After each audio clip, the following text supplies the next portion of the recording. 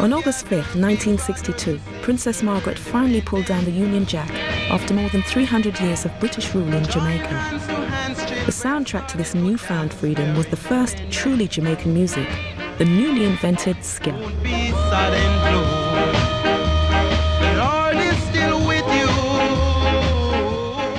Because the time has come, then we can have some fun, so take a run. You know, it was just a simple song, and the people them jump to it and, you know, going around. Whoa, whoa, whoa, we're independent, and, you know, flash them hands, and it was great. That was something to see, and never can come back in Jamaica. You couldn't go to a party before 62 and play ska. After that night, you had to play ska for the party to be successful. It was unbelievable. Everyone gravitated to it. This was something new, and I noticed something too. They had pride. When they looked at it, they said, this is ours. It would have been nice to say, well, independence caused people to want their own music, but the music preceded independence. But it was a wonderful coincidence because independence gave it further drive. The music came first.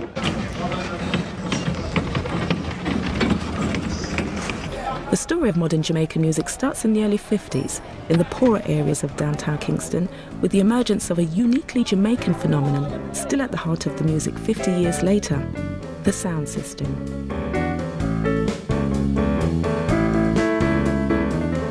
The sound system is essentially a street discotheque with speakers big enough to raise a family in, and it's where poor Jamaicans have been coming to dance till they drop since the 50s. Then the music was American R&B. The music of Fats Domino, Ray Charles and Louis Jordan was streaming into the island from American radio stations just over 100 miles away. And when the sound systems played it loud and every night, they were a runaway success. They became the biggest local industry in downtown Kingston.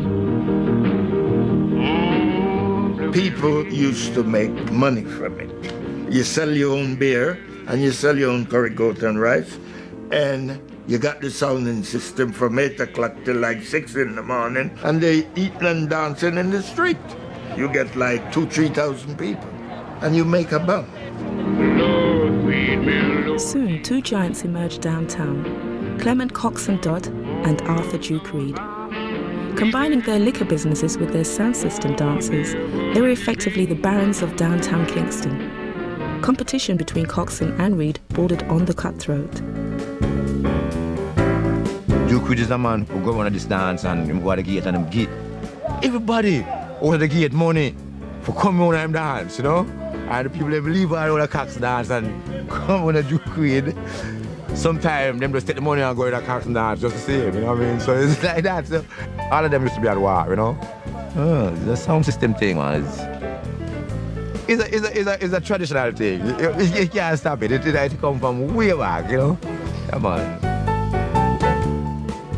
Yes, suddenly rum is served to sophisticates because suddenly Jamaican rum has regained its place among the great drinks of the world.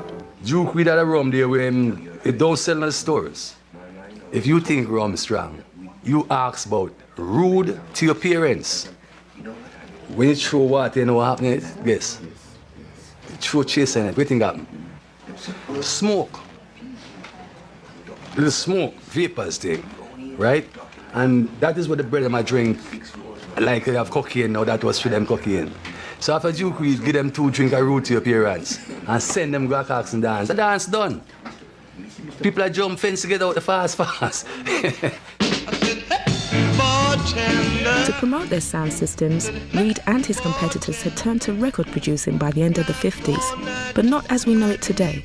They had no intention of selling records to anyone else. They brought jazz musicians down from the tourist hotels to play Jamaican versions of American R&B, and then they made just one copy of each record to play on their own sound systems and achieve the much-prized exclusive. We start imitating the rhythm and blues songs, like say, Smiley Lewis or Professor Longyear or Louis Jordan, you know, those kind of beats.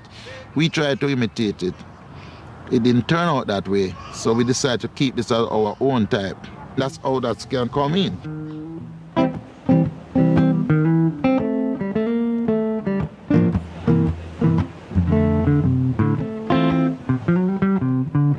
Styling like those was really rhythm and blues.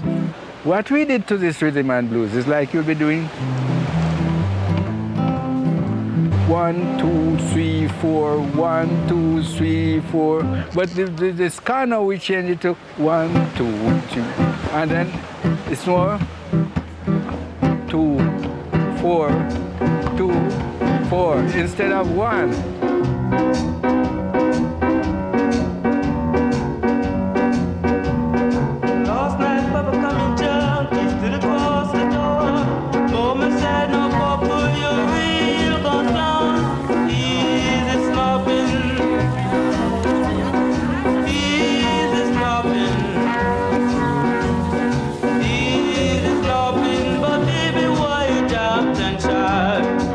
This is Jamaica's first musical revolution.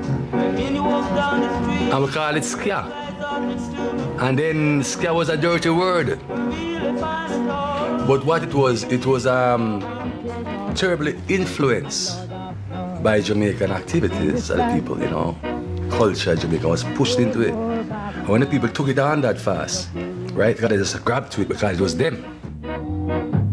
From the beginning, I was made king.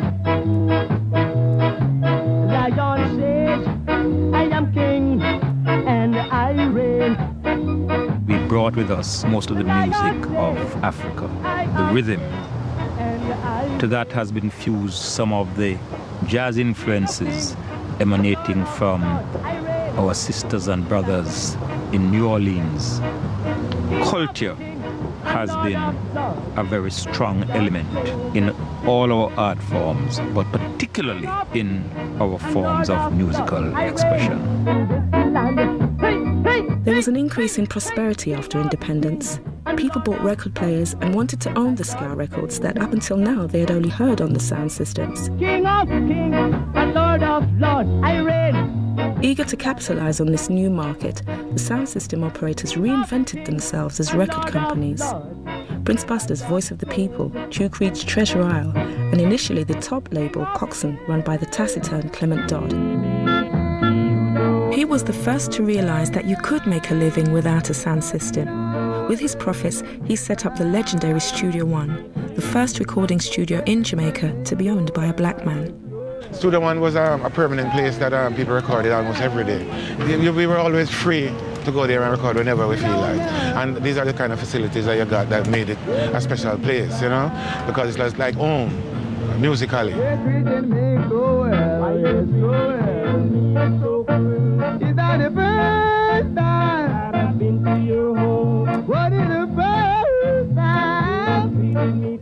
Studio One is like Jamaica's Motown.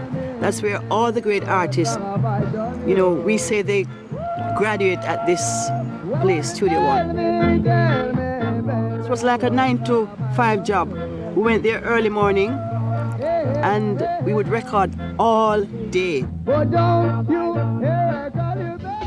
Coxsone's belief in Jamaican music was repaid in a year by the Wailers, Bunny Wailer, Bob Marley and Peter Tosh.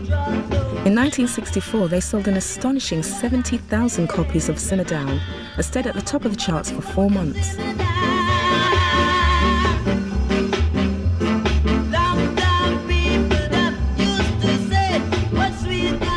Trenchtown was vibrant with a lot of activities. The place was like a, what do you call it, like a Piccadilly, like Hollywood. Music as being the center of attraction. Everybody was singing like a family. So if the Soulettes have a recording, you'd have Bob, Peter Bunny, Delroy, you know, guys from the Paragons, everybody would come to give background support. If the Wailers have a session, sometime you would have the Ask Us girls, come work with us tonight. We have 2 children listening, look at all the harmony. So that was like fun. We weren't being paid because Coxsone, we didn't get money that time.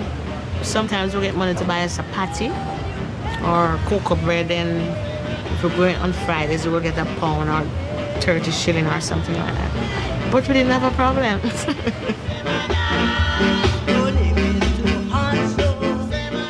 Studio One's music was made downtown for downtown people. The musicianship necessary wasn't that easy to achieve if you were poor in Kingston. But luckily, there was also a downtown academy. If Studio One was Motown, the Alpha Boys School was the Juilliard School of Music.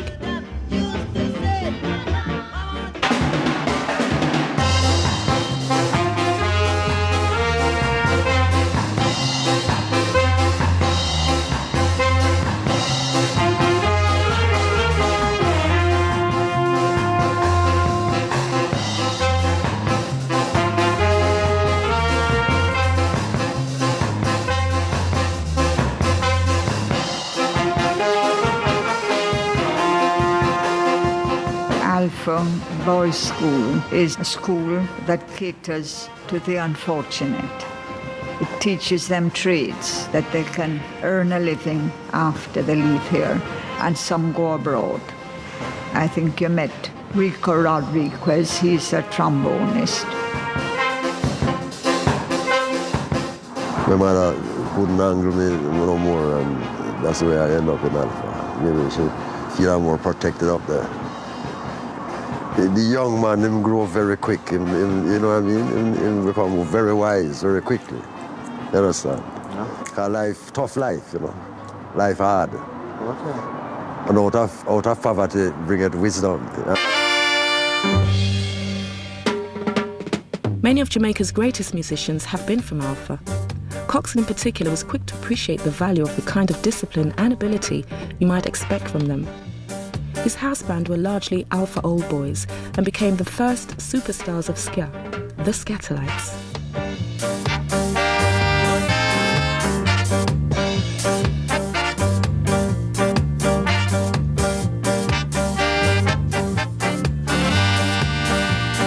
Oh yes, the Scatterlights. That was Johnny Moore. He is touring in France now. And Lester Sterling, he's in America. Tommy McCook was very good at that. He was a saxophonist.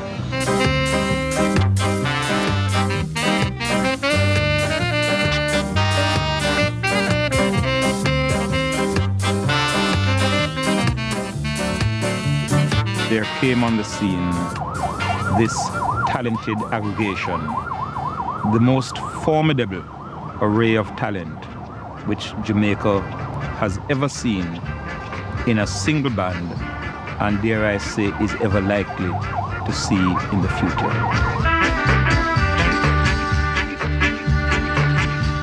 We play at a place one night and see the place loaded with people and a woman come and dance the ska.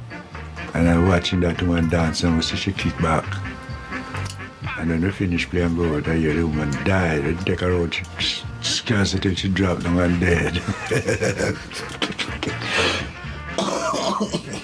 Serious thing, man.